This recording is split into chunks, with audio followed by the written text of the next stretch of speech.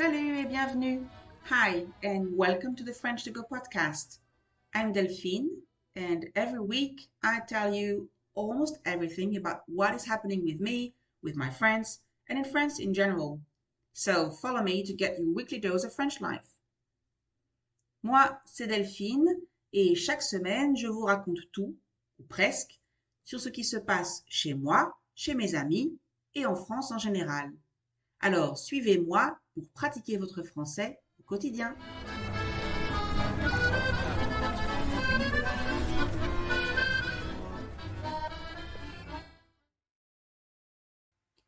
Aujourd'hui, un épisode version light, d'accord? Une version légère.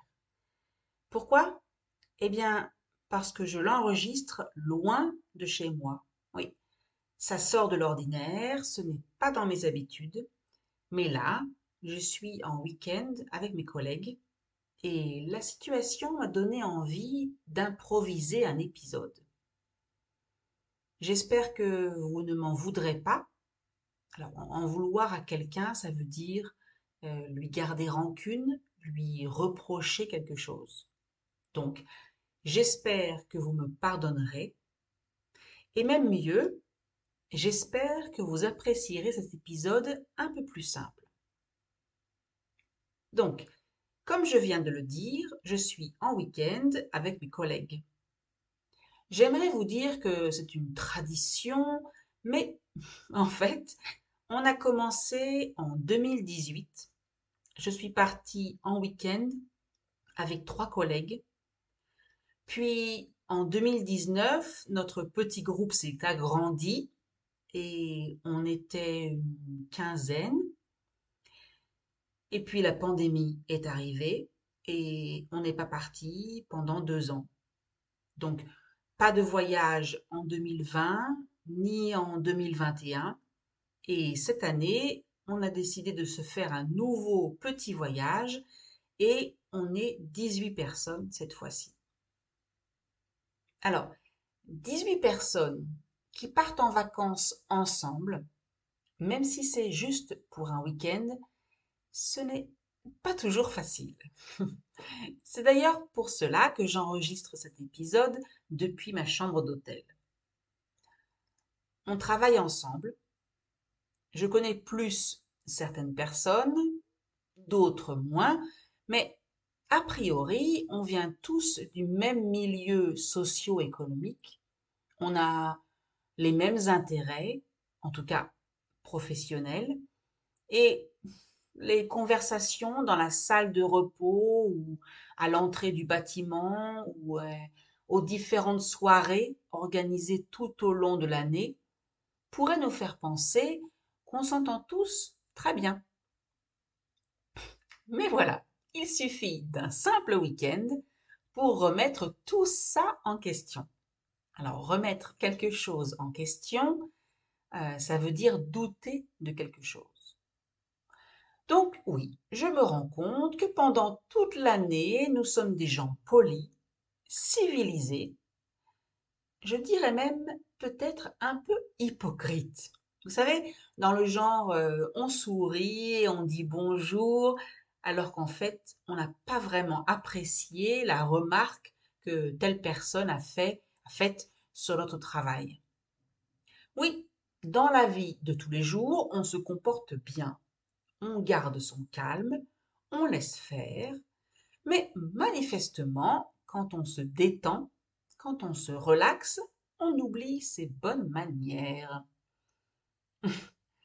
Je me rends compte que cet épisode est mal parti. Je suis sans doute un peu trop énervée, donc j'ai tendance à exagérer. Ce week-end n'est pas aussi catastrophique que vous pouvez l'imaginer. Tout d'abord, on est parti à Annecy. Alors ça, Annecy, c'est une très jolie petite ville dans les Alpes, pas très loin de la Suisse. Cette ville est très connue pour son lac, un lac magnifique, un paysage splendide, le bleu du lac, les montagnes autour. Quand il fait beau, c'est tout simplement merveilleux. Et l'idée de ce séjour entre collègues, alors un séjour, En français, ça a deux significations. C'est un autre mot pour parler de salon, d'accord, la pièce dans une maison ou un appartement, mais c'est aussi le fait de rester un certain temps dans un lieu.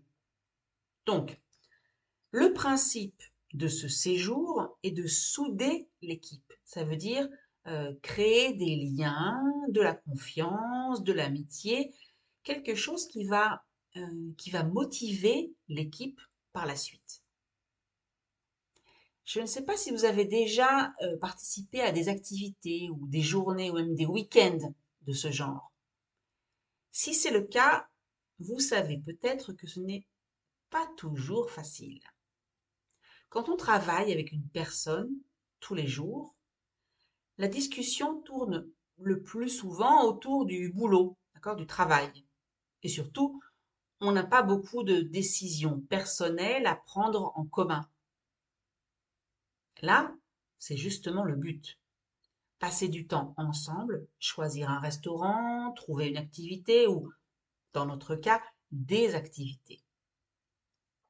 Parce que oui, on s'est vite rendu compte qu'il y avait trois petits groupes dans notre grand groupe.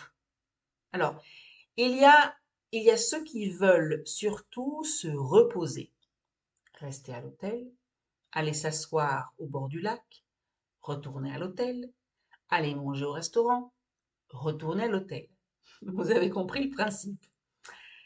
Il y a ceux qui sont très sportifs. Alors, dès qu'on a choisi la destination, ils ont commencé à proposer des activités sportives dans la région. Alors, une randonnée en montagne, le tour du lac en vélo, du paddle sur le lac. Alors, le paddle, c'est comme ça qu'on appelle le SUP, d'accord, en France.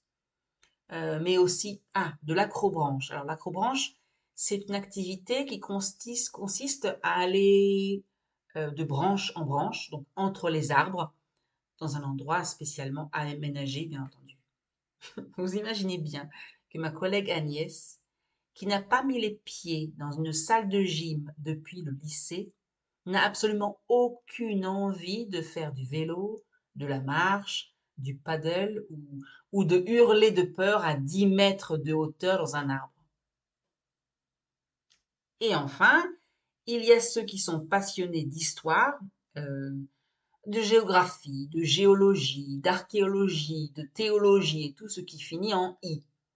Alors tous ces gens passionnés, d'accord, qui ne rêvent que d'une chose, aller visiter la chapelle de Colmire, une vieille chapelle minuscule, euh, peu entretenue, pour ne pas dire en ruine. Et nous voilà donc avec trois groupes complètement opposés, alors que l'idée était de passer du temps ensemble.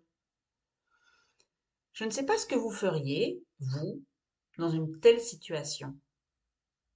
J'aimerais bien le savoir, d'ailleurs. J'aimerais bien écouter vos conseils. Ça m'aiderait.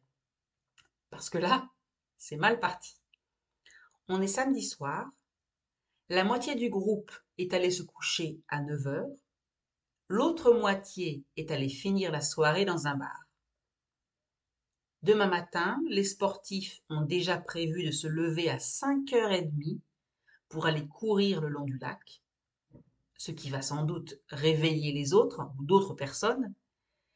Et ceux qui seront rentrés à l'hôtel après quelques verres d'alcool, donc après minuit, n'apprécieront certainement pas ce réveil matinal. Ma collègue Laurence, donc celle qui a organisé ce séjour, reste sur ses positions. Ça veut dire qu'elle refuse de changer d'avis. Comme ce séjour a pour objectif de réunir, de rassembler les personnes, elle veut absolument que toutes les activités soient communes, soient faites ensemble, tous ensemble. Vous l'avez compris, elle est désespérée. Et on dort dans la même chambre.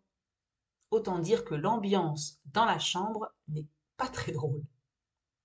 Alors j'ai essayé de la raisonner. Donc j'ai essayé de lui faire comprendre que ce sont des adultes responsables. Enfin, Après les remarques que j'ai entendues au dîner, je n'en suis pas si sûre. Bref, ils peuvent prendre leurs décisions de manière réfléchie, mature. Et finalement, ce n'est pas si grave si on ne fait pas tous les mêmes activités ensemble au même moment.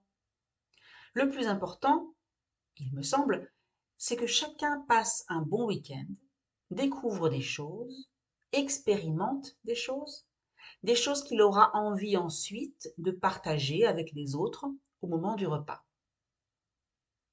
Parce qu'évidemment, ce qui rapproche les gens, ce qui les unit, ce qui est commun à tous ces 18 collègues, c'est la bonne bouffe. Oui, c'est partager un bon repas. Même si, là encore, il y a des différences. Des végétariens, des carnivores, des véganes, d'autres qui mangent bio, ceux qui ne jurent que par le coca et le ketchup, d'autres qui boivent beaucoup de vin, bref. Même si on est tous différents dans nos goûts, on aime tous manger. Donc, j'attends avec impatience le petit déjeuner demain matin, avec les sportifs après leur course, avec les fêtards avec les idées pas très claires, et les autres qui auront dormi comme des bébés.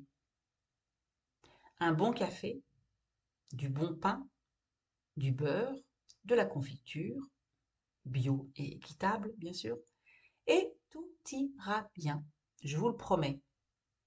En tout cas, je l'ai promis à Laurence. Alors, croisez les doigts pour moi.